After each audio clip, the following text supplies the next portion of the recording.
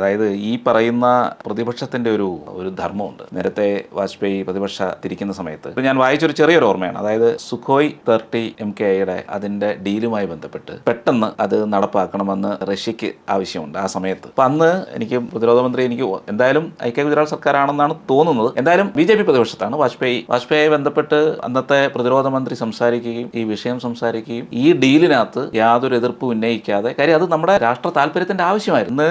ഈ ഡീല് യാതൊരുവിധ എതിർപ്പും ഉന്നയിക്കാതെ, അതിൽ എതിർപ്പ് ഉന്നയിക്കരുതെന്നൊരു അത് ചർച്ച നടത്തി.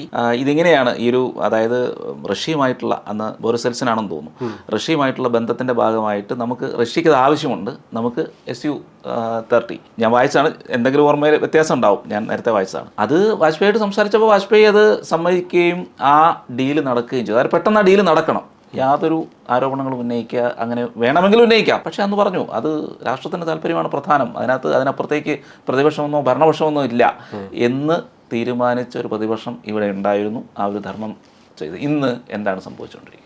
ഇന്ന് കുരങ്ങുകളിയല്ലേ നടന്നുകൊണ്ടിരിക്കുന്നത്? അധികാരത്തിന്റെ ആഗ്രഹം മൂത്തിട്ട് കിട്ടാഞ്ഞ് ഭ്രാന്തായിട്ട് കാണിക്കുന്ന കുരങ്ങുകളിയാണ്.